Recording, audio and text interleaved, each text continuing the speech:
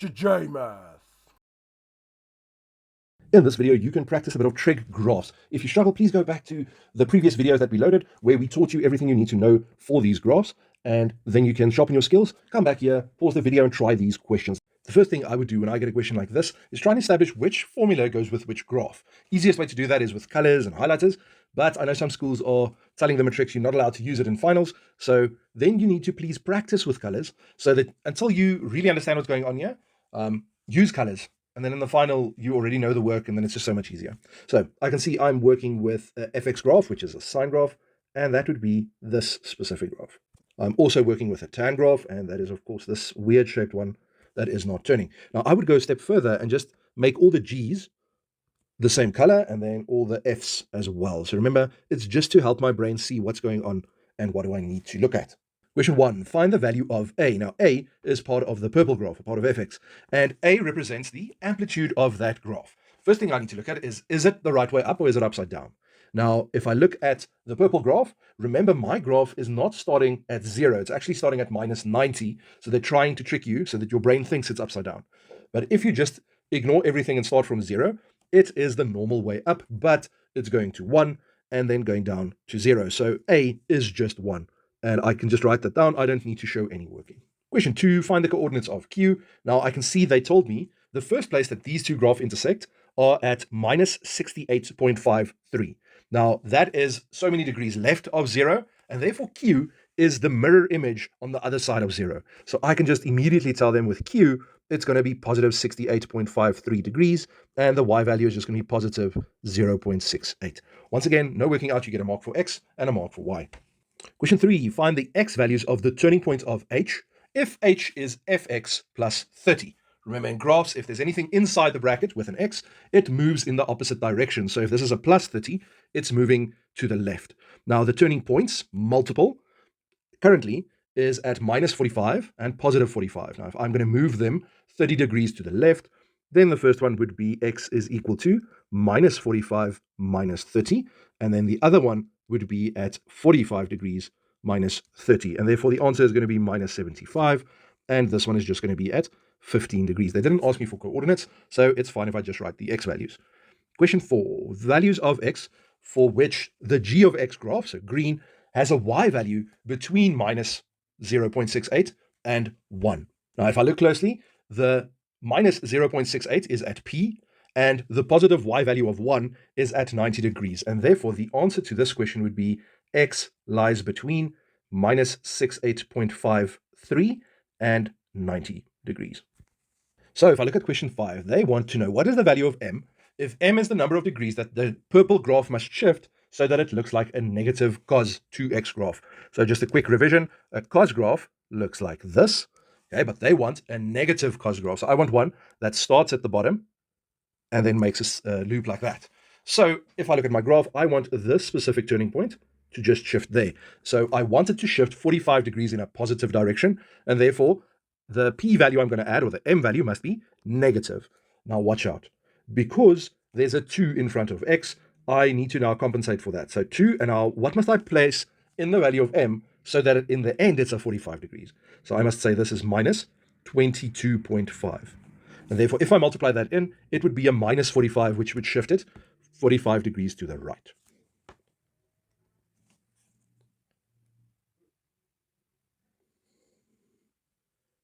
Question 6 asks me what is the value of B, and that is now on my tan graph. So I do not have enough info to give them an answer. It's very vague. I only know the value of P, and I know the green graph goes through 0, 0. I can sub in any coordinate that I see there, and I see this is the easiest one, and that is 90 and 1. So I can say, okay, so 1 is equal to tan of B times 90, and therefore 90B is equal to shift tan of 1. I know that's 45, so then this is 45 over 90, and therefore B is equal to a half. So if I don't have enough info, I can always just check a coordinate and sub in. It will always work. Just use shift tan on your calculator correctly. Question 5.2, for which values of X in the given interval will X multiplied with that square root have a positive value? So very complicated question. If I look at just what's inside the root, the green graph must be on top and the purple at the bottom, okay? But then that value, if I multiply it by X, must give me a positive number. So therefore, it must be positive, because remember, I can never have something negative in a square root, and a square root can never give me a negative answer.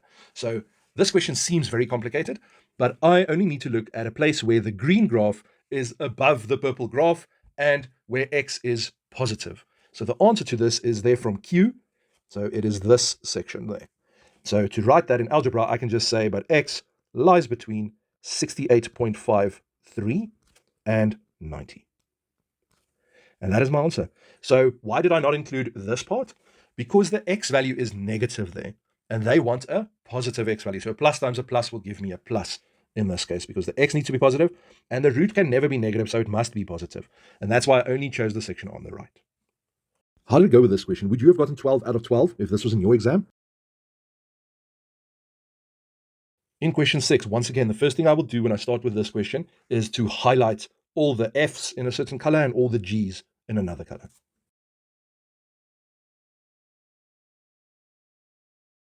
Question 6.1, write down the period of F. Now, I know a normal period should be 360, and I also know the period is affected by the number that is written in front of X.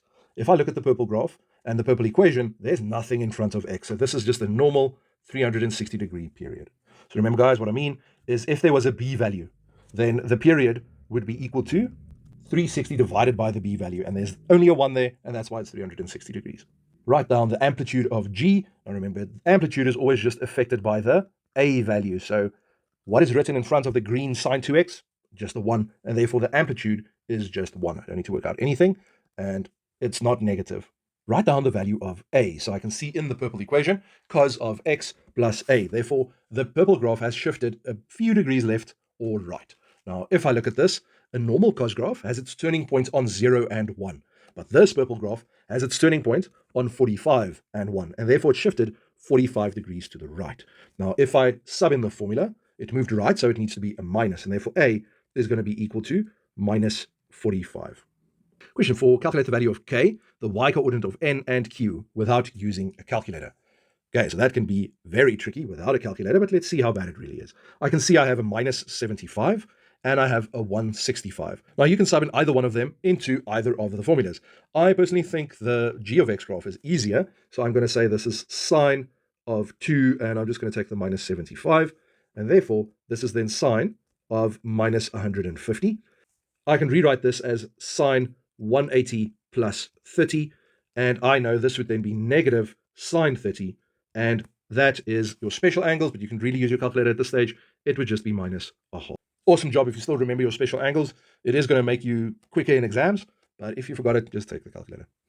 Question 6.5, calculate the value of x if gx plus 60 is equal to fx plus 60, only in the little section to the right. Okay, so they are just asking me what is the point of intersection. I can immediately see there's a point of intersection, and there is a point of intersection. This one is very far away because it's asking me between negative 45 and 0. Now, I must just interpret what that plus 60 means, and it means something shifted to the left. So that would then cancel out the minus 75, because if that moves more left, it's not going to be in that section that they want.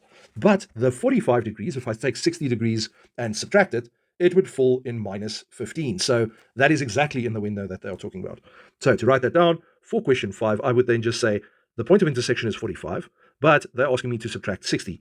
And therefore, they just want x, so I can then just say x is equal to minus 15. Question 6.6. So if you look nicely at the marker locations, and remember this is going to happen in your government exam as well, everything is 1s and 2s, and then the last 2 questions, or sometimes the last 3 questions, will all of a sudden be 3 or 5 marks, because this is now where the tricky part lies. Let's do this question together, and hopefully it would make sense, but buckle up, it's not a nice one. Without using a calculator, determine the number of solutions the equation root 2 sine 2x equals sine x plus cos x has for the interval minus 90 plus 290. Okay, now I can see there's a sine 2x, and that's the green graph. Okay, wonderful. But I don't see the purple graph. Okay, remember, we worked out the equation was cos of x minus 45. I don't see that in this question, but I would like to find it, because then I can just use the graph. So what I'm actually going to start with is I'm going to say f of x is equal to cos x minus 45. I know that is a grade 12 compound angle, so I can go and rewrite it as cos x, cos 45, change the sign, and then sine x, sine 45. Okay, I think I'm getting closer to what they want, but now I can go special angles and change the 45s. Now, if you use your calculator, it would say it is root 2 over 2. Let me just write that down and say cos 45 is equal to root 2 over 2. That's according to the calculator. You can use that, but if you remember the one from grade 10, special angles, it would actually, the triangles are going to tell you it's 1 over root 2. And that's going to help you much more in this question. I think the person who made up this test had that in mind to trick everybody who just uses a calculator, which is basically 99% of all grade 12s at this stage. Okay, so I could simplify fx to get to that part. Once I have that simplified, I'm now actually going to move over to what they gave me. So remember, they gave me root 2 sine of 2x is equal to sine x plus cos x. So remember, I'm just getting that from the actual question. Now, if I manipulate that just by one step, I'm going to get to something that I want. And I'm going to divide by the root 2. I'm going to get sine 2x, which is the green graph, and that will be equal to what I just found up top. So sine of x plus cos of x. But if I divide everything by root 2, then I have exactly what I got up there. So they are just asking me, where is g of x equal to f of x? And let's just double check the question. Now I can simplify that to g of x equals to f of x. And if I check the question, determine the number of solutions that this equation will have between minus 90 and 90. These are the actual graphs on the question, and I can just count 1 and 2 intersections. And therefore the answer is equal to 2 solutions. Okay, guys, so in the end, it was a very easy question, but if you didn't know how to approach this question, you could have lost 4 marks. So please attempt it. Use your reduction skills and everything to try and get to the 2 equations that they give you. It will always link to your sketch. Sometimes it's just very difficult to get there, but you will be able to see the correlation with what they give you and what they ask you. This question was out of 10 marks. How did this one go? Was it better than the first one or a bit more tricky? Question 7, I already did the highlighting. So let's start. 7.1, write down the range of f.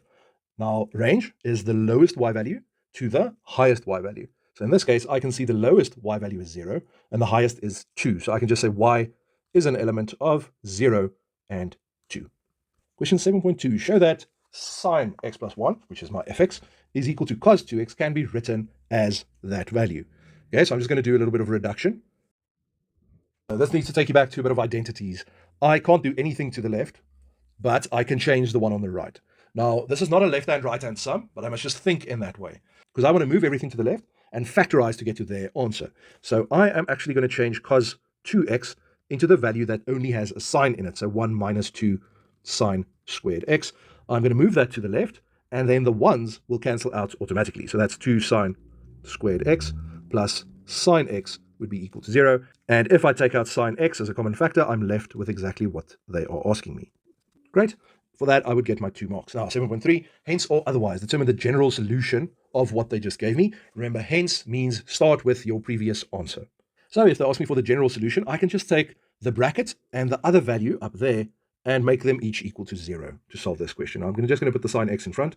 So sine x equal to 0, or 2 sine x plus 1 equals to 0. If I just look at a normal sine graph, I can see its x-intercepts are at 0 and 180. So I can just immediately write it down to say 0 plus k, 360, and then the other one is 180 plus k, 360. I do not need to do quadrants and reference angles. If it is equal to a 0 or a 1, then I can just use my trig graphs.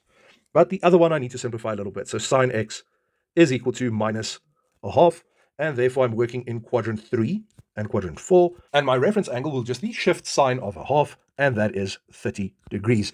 If you guys are struggling with this, please just go back to the videos on general solution and just recap a little bit. But now I can say in quadrant 3, x would be equal to 180 plus 30 plus k, 360, and therefore this is 210 plus k, 360. In quadrant 4, x would be equal to 360 minus 30 plus k, 360, and this one would be 330 plus k, 360. There we go. Now I have 4 separate answers for that general solution. Now in question 4, they're asking me to sketch the other graph that they were talking about. So that's why I made it in green initially, because I saw I was going to have to sketch at some stage. You can now follow any method that you like to sketch. So the one would be the table method with your calculator, where you would say start at minus 90, end at 270, and your step would be 45 degrees because there's a b value of 2. Okay? Or you can just use the mother graph method, which says I'm just going to take everything from a normal cos graph and just half all the x values, or squash it by a factor of 2. That's what I'm actually going to do for this graph. So I know a cos graph starts at 1, and then it should go down to 90, 180, and then go up. But all of those values need to be halved now. So it's going to go to 45, it's going to turn at 90, then it's just going to continue the cycle. So my cos of 2x graph would look something like this. Final question, determine the values of x for which those two graphs are equal, but they both shifted 30 degrees left. With a question like this, I would just first write down the original points of intersection and then move all of them with 30 degrees. Otherwise, you're just going to get confused. So if I look at my answers for question 3 and at the graph, I can see the first intersection there somewhere is going to be at 330 plus k 360. It should have been in the fourth quadrant, but now I'm moving 360 degrees to the left. So that's going to be at minus 30. The next point of intersection is at 0 degrees. So I'm just going to say x is equal to 0. The next one will be there. I can see that is 180. And then the one following that will be this one, which tells me it's 210 degrees. Okay, so remember, that is the original points of intersection, but now everything moved 30 degrees to the left. And therefore, x will be equal to minus 60, x would be equal to minus 30, x would be equal to 150, and x would be equal to 180 degrees. Just show them that that is your answer, and this is the original before it moved. This question was 14 marks. How did it go with you? Could you get all of these marks? And how do you feel now at the end of practicing functions? Do you feel you're going to get these marks in the exam, or do you need to practice a little bit more? If this video helped you, please like and subscribe. JMath.